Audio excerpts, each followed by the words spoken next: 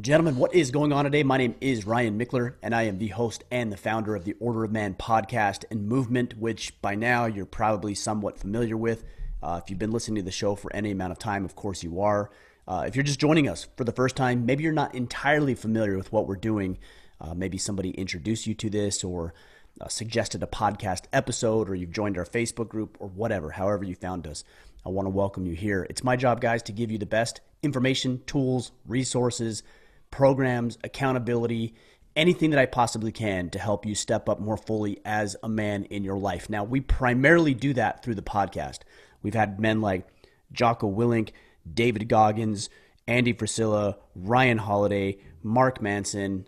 The lineup of men that have joined us on our podcast is absolutely incredible. I say it every week because every week it continues to hold true. So, if you've been with us for any amount of time, glad you're here. If you're just joining, we're also glad you're here. This is your Friday Field Notes. I'm going to talk with you about a very, very important subject today, and that is the subject of time. Gentlemen, it's very, very important that we understand the value of our time, and I believe that the most successful men on the planet know how valuable their time is, and their actions, their beliefs, their behaviors, their thought processes are in alignment with the value of their time so they can produce maximally for the people in their lives that they care about. That could be their wife, their children, neighbors, colleagues, friends, coworkers, clients, family members, whoever they have identified as being important to serve. It's critical that we learn how to manage our time effectively. So today I wanted to talk with you just very briefly about some elements of that. I had a conversation with a very close friend of mine. We're going to talk about that. I also want to talk about pitfalls that a lot of men fall into when it comes to managing their time effectively and knowing how much their time is worth, and then giving you 5 very brief and quick, easy to implement strategies so that you can maximize every single minute of every single day and make the most out of your life and serve in the most meaningful and significant way possible. Because guys, at the end of the day, that's what manhood is all about. It's all about service. I know there's movements out there. I know there's people that talk about men going their own way and disengaging completely from society and to hell with everybody else. That's not what we're about here. So if you're looking for something that is centered around men rejecting society, not embracing society, not leading their families, not leading their communities, and just going their own way and tucking themselves into a corner somewhere, this is the wrong place. You're in the wrong place. This is a show about making ourselves maximally efficient and productive and capable so that we can serve ourselves, certainly, and so we can serve the people in our lives well. Masculinity is about service. It's about becoming capable and then serving the people that we have an obligation and responsibility to serve. And we do that by managing our time effectively. So the first point I wanted to talk with you about today is a conversation that I had with a very close friend of mine. We've been friends for a couple of years now. We've been on several hunts together. We've enjoyed each other's company. I've spoke at some of his events. He is supposed to speak at some of our events, barring cancellations of those potential events because of what's going on in society right now. But my friend is Bert Soren, and he is the president and CEO of Sorenex. Guys, if you're not familiar with what they're doing, check it out. Regardless of this conversation I'm having with you today, if I can say that. He's somebody that you should know. The company is a company that you should know. They're doing incredible things in the line of work of exercise equipment. That's a whole other conversation. Just go check it out. I think you guys will be impressed. That's where I have all my equipment made for my gym and for my exercise regimen. But I was having a conversation with him about the importance of managing our time effectively. And so we started to walk through this and how many demands and requests for his time and phone calls and attention and energy that both him and I receive. And we talked through some of these strategies I'm going to share with you today about why it is so important that we understand how valuable we are, and then our actions are in alignment with those values, the value of our time, that we actually carry this out effectively. Because guys, look, your time is the most precious commodity you have, and it's finite. Right? Like once it's gone, it's gone. You're not getting any more of it back. You can't recreate it. You can't manufacture it. You can't fabricate it.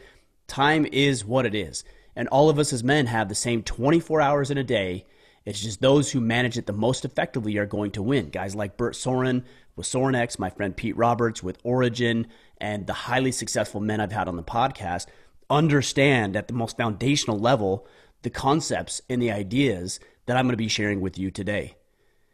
So we had this great conversation about time, and it triggered and got me thinking about why it's important we address this. And of course, that's where this stems from. So I want to give credit to Bert, again, a friend of mine, and enlightened me with some of his thoughts on why this conversation is so important to have. Let's talk about the common mistakes first. All right, we'll hit the pitfalls first. And I want you to really and genuinely ask yourself, when it comes to the pitfalls of time management, if this is you. Be honest with yourself. Guys, the foundation for growth in your life, expansion, growth, progress, however you want to look at it, is you being truthful with yourself. I know guys that lie to themselves at every turn. They think they're better off than they really are. They lie about their results. They lie about their efforts. They lie about their performance. They lie about their behaviors and actions. And, they think they're fooling themselves, but really they're not. And every time you lie to yourself, a little piece of your soul dies. I know that might sound extreme, but it's true. There's a great disconnect between what we know and what we do. And if that disconnect is divided by the lies that we tell ourselves, we're going to have a very difficult time reconciling in our minds our underperformance and the way that we actually view and think about ourselves in life. So don't lie to yourself. Be truthful. All right, take an objective analysis. And if you can't be objective, then get other people in your life who can be objective with you. Maybe a child, maybe a spouse, maybe a very close advocate, friend, colleague.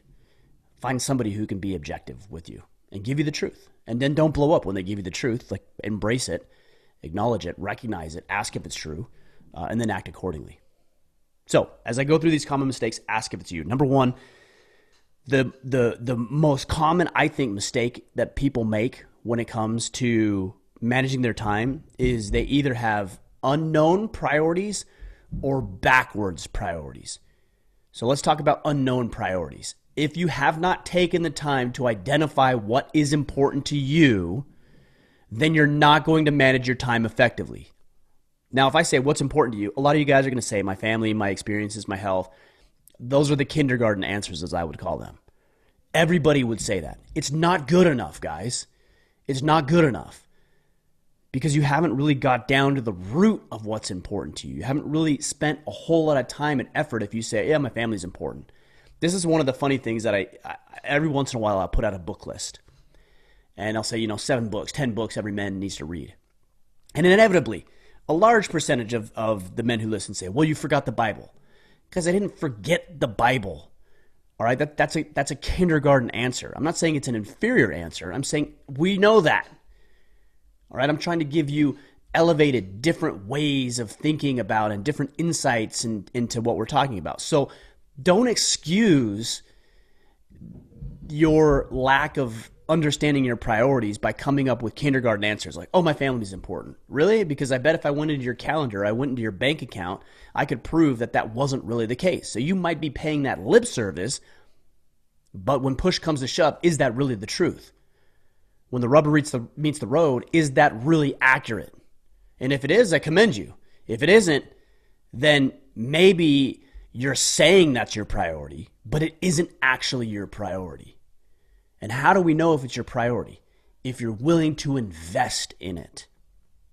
Time, money, energy, resources. If you invest in those things, then those are your priorities. If you just say they are, that's not necessarily a priority. So guys, I want you to spend some time really thinking about what is your priority. If your family's your priority, and that's what you're saying, and yet you jump at every job opportunity, you'll stay a little bit late for $15 an hour, maybe you ought to question that.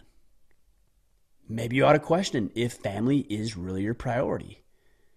Because maybe that $15, or that $20, or that $100, whatever it may be for you, is actually more important than your family. It's not a comfortable thought. Who wants to wrestle with that? I don't.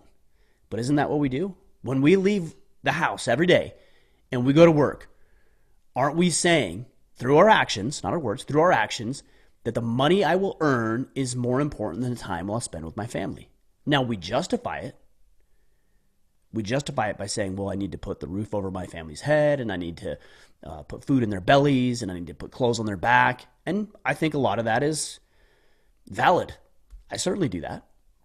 I'm doing it right now. I'm not spending time with my family. I'm spending time with you. I'm recording a podcast. I could be downstairs playing with my kids.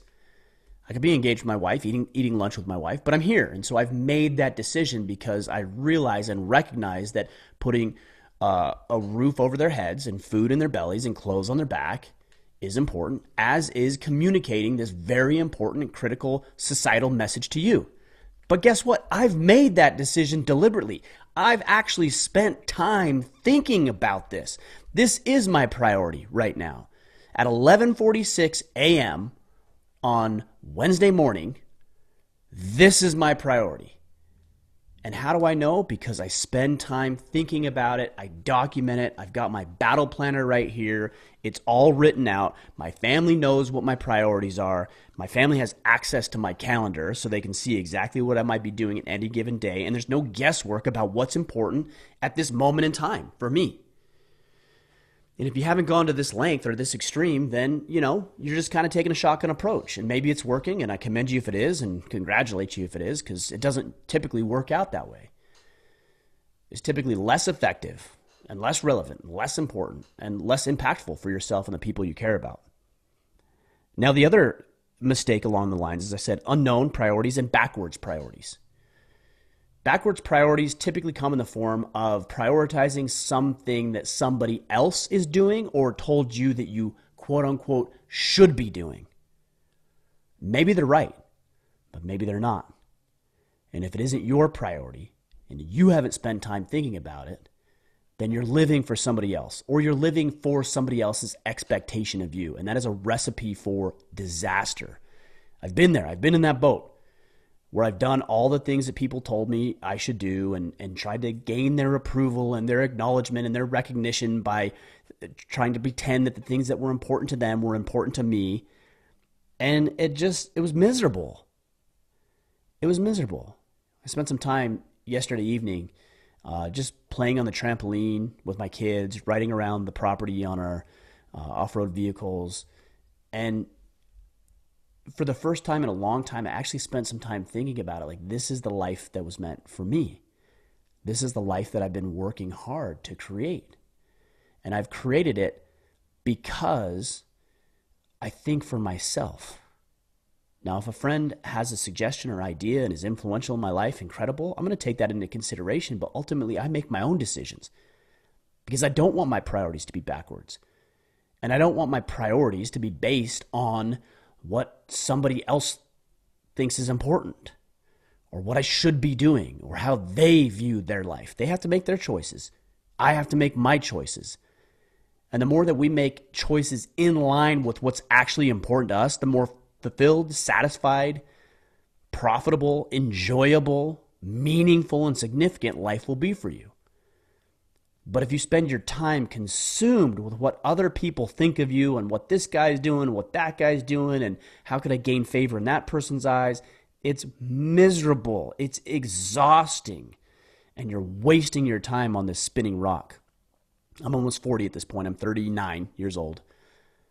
I mean, if we look at life expectancy, I'm 50% of the way through this thing, barring some other disaster or premature death. But, life expectancy, average life expectancy, I'm halfway through this thing. There's not a whole lot of time left.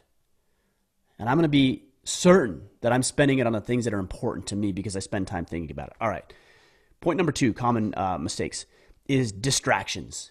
Guys, we live in a distracted environment. I saw studies that suggest how often we're inundated with branding and messages and sales pitches and everything else. And it's in the thousands, if not tens of thousands of times per day that we're inundated with and bombarded with this information.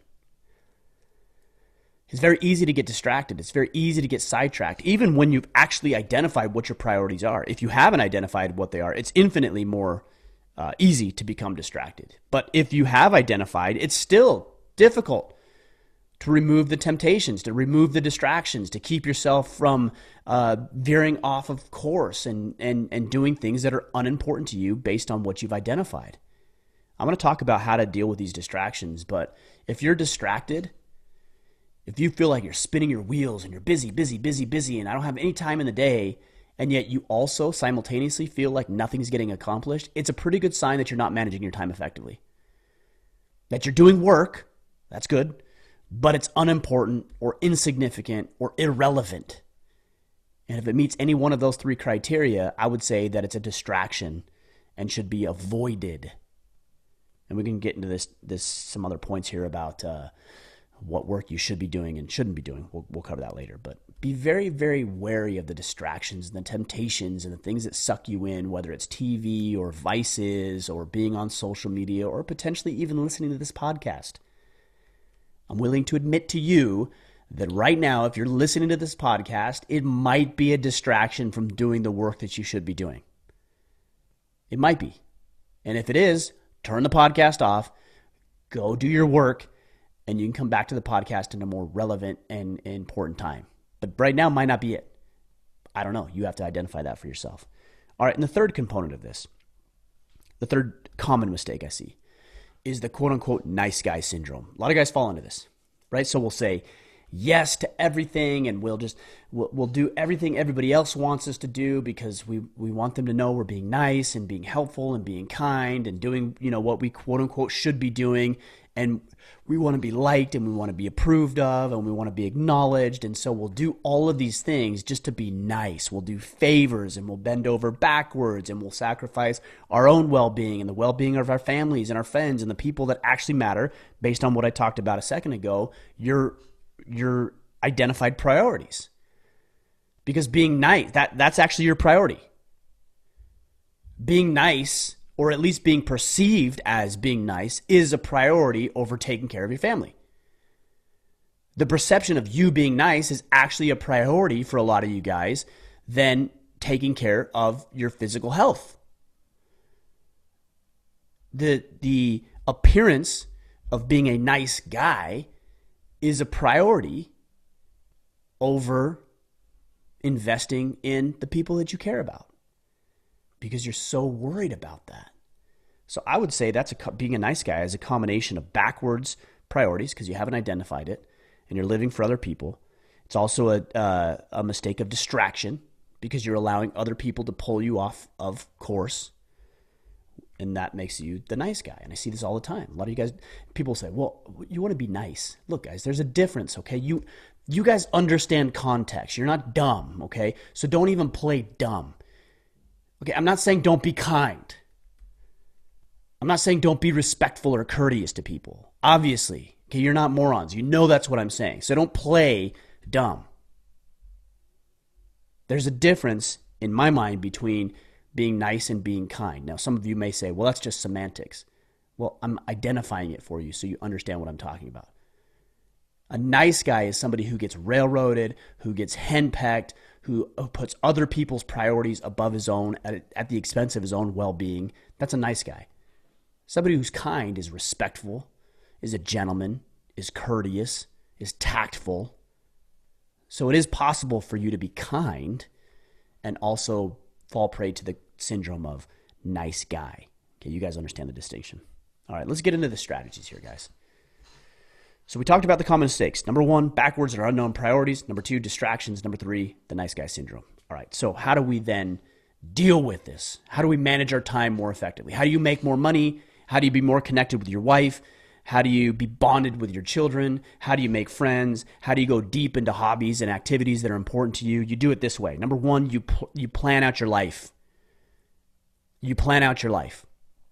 You carve just a little bit of time out of every single day and you plan that thing out. If you're not planning your day out, you're being tossed to and fro by other people, by outside circumstances and situations, by whatever comes up, and it's just random, it's chaotic, it's ineffective, it's inefficient, and ultimately it's the antithesis of the results you're trying to produce. Gentlemen, plan out your day. I can't tell you how many men I talk with who, they don't have a calendar. They don't have any sort of task list. They don't have any sort of priorities or written instructions for how they're going to accomplish their day. They have no strategy for dealing with distractions. They don't know how to say yes to things and no to other things. They don't know any of this stuff. Guys, plan out your day. Now, I really don't care how you do it. If it's all written down on a Google document, if it's written down on a blank notepad, whatever, I think it's got to be documented, but use it whatever way you can. If you use the 12-week battle planner, that's a great system that I've been articulating and developing over the past decade now. Use that. I don't care what it is, but plan out your day every single morning without fail. Yes, even Saturdays and Sundays on your quote-unquote day off. And there are no days off, by the way. We can talk about that another time. You should be planning it. Now, what you're doing that day might differ. If it's Sunday, maybe you're observing it as the Sabbath day, but that doesn't mean that you can just randomly and haphazardly approach it. No, plan it out. Church services are here. Time with my family is here. Dinner is here. We're having friends over here. We're reading scriptures here. So even on your quote-unquote rest days, you can still be deliberate and intentional, and you can still incorporate your priorities. Some of you have a priority of worshiping a higher power. And, well, if that's a priority, then don't you think you'd put some effort to make sure that you do that? Of course you would. Of course you would. So plan out your day. Use a notepad, use Google Calendar, use the 12-week battle planner that we've got. Use a combination of all three. I don't care what it is. Plan out your day. Get your priorities in check. Number 2, identify the yeses and identify the no's. Now, this is significantly easier if you plan out your day. This is significantly easier if you go through a battle plan and you know your vision and you know your objectives and what you're trying to accomplish, because all you have to do is say, okay, here's an opportunity that's presented itself, and I need to say yes or no based on where it's leading me. Let me give you an example. I had a friend of mine and somebody who's been a follower of the podcast for years at this point reach out and want some individual coaching. We did some back and forth and things like that. And I was very interested in helping this individual on a coaching one-to-one relationship, like a coaching basis. And as I thought about it more and more, I thought, well, I've got this priority and I've got this thing going on and I've got these projects going on. And as much as I wanted to help this individual in this coaching relationship, I had to make the decision based on my priorities, and I had to honor my priorities. I had to send this individual an email and say, hey, look, I've got these other projects and these other tasks going on, and so I'm not in the position to help you right now. I wish you the best. If you have some questions here and there, I'd be happy to answer those for you, but we can't enter into a coaching relationship. Now, how many of you, because money or because your desire to be nice or perceived to be nice, would have just taken that on your shoulders and then sacrificed everything else that you have going on? All your projects, all your tasks, all your other relationships, your family, all the other things that are important to you. Of course, many of you would have done that. And in the past, I would have done that. But I realize now that I've got a goal, I've got objectives, I've got a vision for my future. And so I can measure these opportunities and these things that come up and ask myself, does this align with what I want to accomplish? If it does, I say yes to it. If it doesn't, I say no to it, which leads me into my next point. Point number 3 is that you have to practice saying no. It's interesting to me that we have to practice this, but we do. I don't think that we're inherently good at saying no as a species. Why? Well, we want to be helpful. We want to be perceived as contributing members of the tribe or clan. These are behaviors that had been hardwired into us over thousands, if not tens or hundreds of thousands of years as a survival mechanism. I have to be cooperative. I have to be perceived as a contributing member of the group, because if I don't, I will be ostracized and I could potentially die. Well, that was the case 150, 200, 300, 400, 1,000 years ago. It isn't the case today. And so we have to evolve. And it's going to be awkward and it's going to be uncomfortable because it is literally hardwired into you to cooperate with other human beings regardless of the task. I saw a study one time that they wanted to check on human behavior. And so what these researchers did is they had their subjects try to go butt in a line somewhere, whether it was a line for ride or a restaurant. And so they just had these individuals butt in line. So they had one group just butt in line, and another group, they had them butt in line, but they gave them a reason. They had instructed them to give a reason to the individuals they just cut in front of.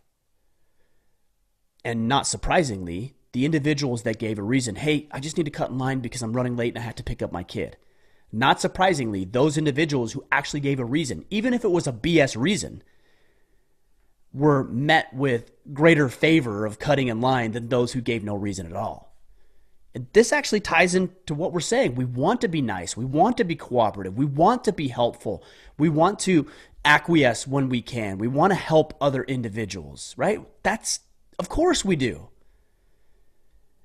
The problem is if it comes at our own expense and keeps us from doing what we feel is important and doing great and important work. I could do all kinds of work that would fill up my day that is insignificant in my life, or I could spend a lot of time focused on the most significant, meaningful activities that are going to yield the biggest results for me and the people that I want to serve, you. I could get caught up in all sorts of BS, but I'm not interested in that. I'm interested in doing the important work. So I know what to say yes to. And if something isn't aligned with what I'm trying to accomplish, then I can say no. But you have to practice saying no. It doesn't come naturally. The beauty of this is that it gets easier. It gets easier. So the first time you say no, it's hard. The second time, it's still hard, but maybe not as quite as much as the first. And by the 100th time you've done it, you get to become a pro at saying no. And so here's my challenge with saying no. Say it as often as you can today, this week, and do it without giving an excuse or a reason. Hey, can you come help me move this week? No, I can't. Or even better, no, I won't. Because you can, but you've chosen not to. So don't lie either. No, I won't. Period. You don't know anybody an explanation. Now, if it's a friend, you might give an explanation. I'm not saying that. That goes back to the difference between nice and kind. If a friend asks me to do something and I can't or I won't do it, I'm probably going to give them a reason. And it's going to be a valid reason. Otherwise, I would come help them. But guys, practice getting good at saying no, and you'll notice how much better your life is. All right, point number 4, eliminate the temptations and distractions. Guys, it's not enough to think that we're going to have the willpower to deal with it. I mean, you might, but we know through study and through research that willpower is fleeting. It's depleting. So yeah, you need to ensure that you just get rid of, eliminate those temptations and distractions altogether, because then you won't have to focus your willpower on those things. If alcohol and drugs and pornography and these other things are a temptation and a distraction for you, then find a way to get rid of those things completely out of your life so you don't need to exert any sort of willpower to avoid falling into the temptations and distractions you normally would. But you also have to be truthful in identifying, and this goes back to what I was saying earlier as being truthful, identifying what is your temptation, what is your distraction, what is your fear, what is your hesitancy, what keeps you from doing what you know you should be doing. Document that stuff, write it down, and then come up with a strategy so that you can eliminate the temptation and distraction from your life. All right, and point number 5, guys. This one's interesting. Do more by doing less. Do more by doing less. We as men are filled to the brim with activities and hobbies and interests and tasks and challenges and this and that and read and do this task, do this assignment, do this project, go work out. So much to do. And we become super efficient at doing things that don't move the needle and then tricking ourselves into believing that we are. Go ask 10 people today, how you doing? 9+ of them will answer, I'm doing really good. I'm busy. Why would they say that? Why would you say that? Do you think busy is what you should be doing? Do you think busy is what other people will acknowledge as being important or special? Why would you say that? I think the reason that we say we're busy is because we've identified busyness as a badge of honor. The more I can do, I just keep loading it on. The more I can do, more, give me more. Guys, I don't want to do more personally. I actually want to do less. I talked about earlier, I spent some time last evening with my family. I walked around with my wife in the garden. I jumped on the trampoline with my kids. We drove around the property on our off-road vehicles. No expectation, no time commitment, no checking of the box. I was fully present and fully engaged. Was I busy? No, not at all. I was literally walking around the garden looking at the vegetables. I was jumping on the trampoline trying to come up with new games with my 4 kids to figure out what games we could play on the trampoline. I was riding around the property just looking at the view and watching my kids ride their dirt bikes. Like, no expectation, fully present, fully engaged,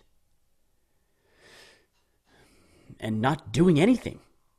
Not busy. Certainly not busy. I don't want to be busy, guys. And you don't want to be busy. Productive? Sure. Effective? Profitable? Engaged? Yes. But not busy. So how do we avoid being so busy? I already told you say no to the things that aren't in alignment with your life. If somebody would have called me and said, "Hey, Ryan, can you talk with me? Can we do a coaching call this evening?" No, I'm spending time with my family. That's my priority, and I don't want to be busy with that stuff. And here's what we can do. If that is a priority, because a coaching call might be a priority, it certainly is for me. It's going to work on my schedule, not yours. So this is part of the problem I have with the real estate business. A lot of you guys are probably realtors. There's probably realtors listening. Man, the thing that I would struggle most in your relationship or with your clients is them, "Hey, we're coming into town, tomorrow. I know it's Sunday, but do you have some time?" And you have to take those calls, or at least you think you do, right? But if you had so many clients and so much business because you managed your time well that you said, "No, I actually can't. Sundays I don't do showings or listings." You position yourself where you can actually say no and it be okay. Like, you've bought into the idea that you just have to drop everything for your clients. No, you don't.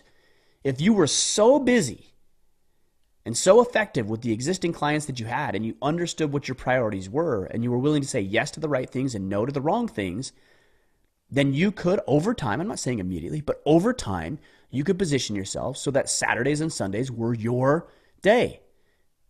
Can you imagine that? Only taking people, showing them listings based on your schedule, not theirs. And I know what a lot of you are already thinking. You're thinking, "Oh, Ryan, that's not how it works." Who said? Who said? Somebody that does not manage their time well. That's who said.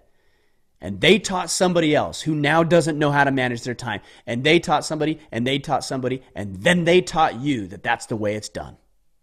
And you believed it, and you bought into it, and now as you become successful, because I'm not saying you can't become successful, you certainly can. You're probably going to teach somebody else to do it that way. There's a better way to do it. And sometimes not having a listing or a showing on a weekend might be the right call. I use that as an example, but fill in the blank with whatever job yours is or whatever situation you find yourself in. That's it, guys. So that last point was do more by doing less. But be hyper effective and efficient, fully present with the things that you are doing. If you're at work, be fully present and engaged at work. If you're at home jumping on your trampoline with your kids, be fully engaged. Phone away, phone off, phone not even within arm's reach, and be fully present within that moment. And you'll find that by doing less, you can have a much more fulfilling and rewarding life. And that's what it's all about. On your deathbed, you're never going to look back and think, "Oh man, I wish I would have made $100,000 extra.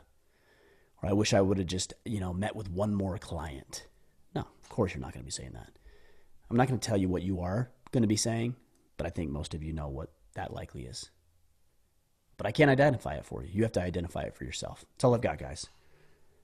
Men know the value of their time, and they act accordingly. So let's just do a recap, then we'll call it a day. Number one, with common mistakes, again, that is unknown or backwards priorities. Number two, distractions that keep them from honoring those priorities. And number three, falling prey to the nice guy syndrome. Not to be confused with being kind, decent, respectful, etc. And the 5 strategies for managing your time more effectively. Number 1, plan your life. Do it every single day. Number 2, identify the yeses and the nos. Number 3, practice saying no. Number 4, eliminate the temptations and distractions. And number 5, do more by doing less. I hope that helps, guys. Let me know how it's serving you and helping you.